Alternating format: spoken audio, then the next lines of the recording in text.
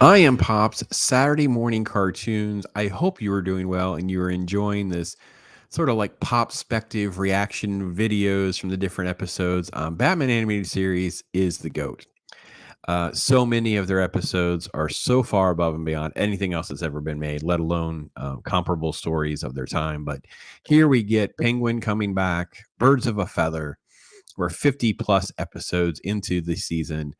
And if I had to rank this episode, this would be in that bottom third of the episode. It's not among the great episodes. However, I wanted to add a little commentary to this and what I still got out of it, which I don't know that you guys see it this way or not. Um, Basically, it's just more of a Penguin being a baddie, gets nabbed by the Batman. He's doing little art jokes, little bird jokes, things like that. Batman shows up in time. There's a little scuffle, and then of course Batman gets him, and he's caged again. Yeah. So again, just typical Penguin being the antagonist type stuff. Nothing particularly out of the ordinary. And of course, later on, he served his time, so now he's going to get out. That was kind of how that goes. Then you sort of get this other subplot that drives the episode, and that is that there's these other socialites, and they're these rich uber Gotham people, real snooty.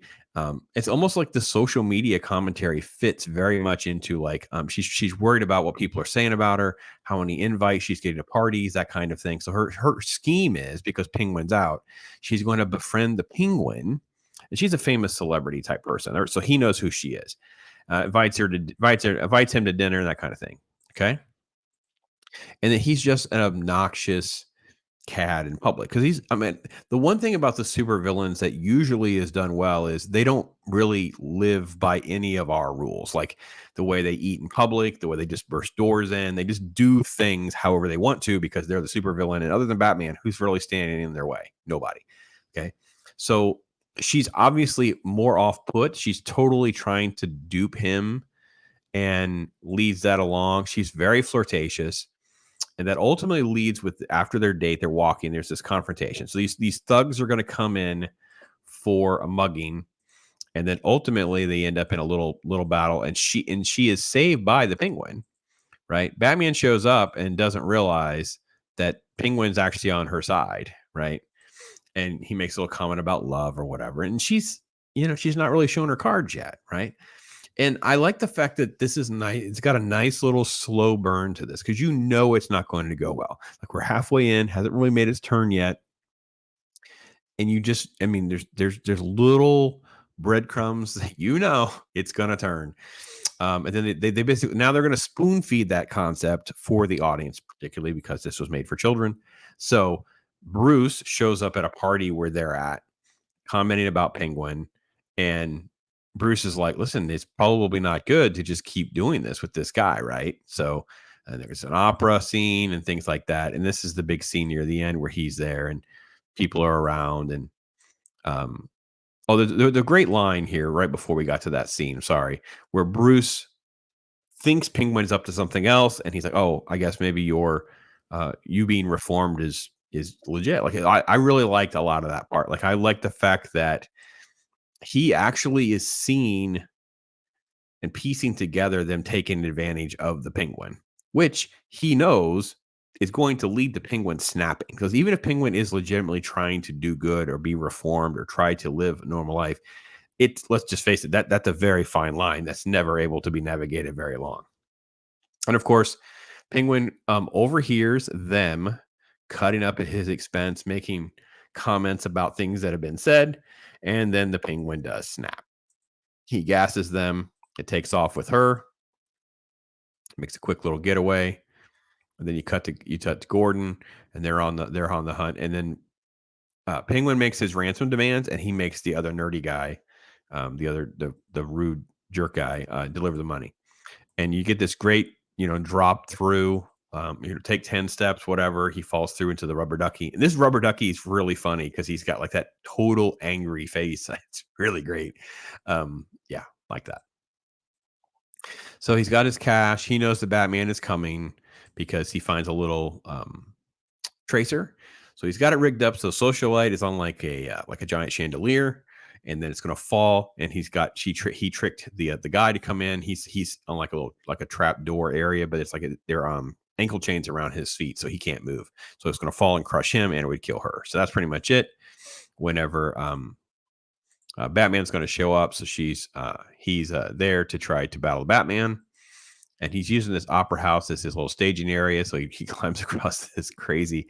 Oh, this part was fun. Of course, Batman finds a way to save everybody, and he's like, oh, look at this, look at this. Again, by the way, we talk about it every episode, but like the cinematography and the shadows and everything like that is done very, very well. Even though, again, I would say of the designs of Penguin, this is not among my favorites. That's for sure. Anyway, so Penguin gets caught, and he's kind of like, and they have a good, again, they try to leave you on those lines of, it's better to have loved and lost, never to love before, that kind of thing. So what did I really want to take away from this with you was even this episode, which is something that does come up a little bit in some of the other adaptations, but this episode in particular was very interesting because it is adding social commentary about the class warfare, like the classes, right? Because we're using Penguin as a reason to show that the uber wealthy become these snobby, manipulative people who are above authority and the rules and whatever, to the point where they're going to try to manipulate a supervillain and their own lives and everyone around them at risk by angering this person. And there's a joke earlier that's played like in two different places about they had a party, the Joker showed up, robbed everyone. Wasn't that a gas? And it's like, then at the restaurant, the person comes in and says, well, no, we were robbed last month. I don't want to go through that again.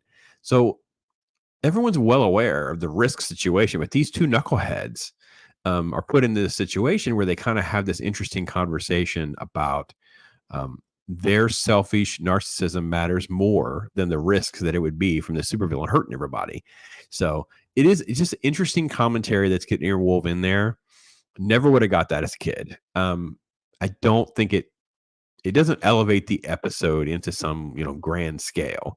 And again, I know I'm critical of the designs, and I give a lot of love where it deserves. I think Mr. Freeze and Clayface and some of those. I'm not a huge fan of the Batman animated series Penguin design, and I think his episodes tend to end up just being full of a lot more goofiness than they needed to be. But this one was okay. I enjoyed the social commentary part more than I think I've enjoyed the one of the other episodes of Penguin. But that's my take on it. Again, as bad as this could be, which however you want to rate this, I don't know. It's probably a 6. It is better than most things. This is how great this show is. As bad as this could be, it's still better than most things. Enjoy it. So anyway, folks, hopefully you're having a great time doing this. We're going to talk about some more cartoon stuff. And yes, there's already become some talk about what will happen after Batman animated series heading into the first of the year. Yes, we will probably pick something else. So thank you so much. Take care, everybody. I am Pops.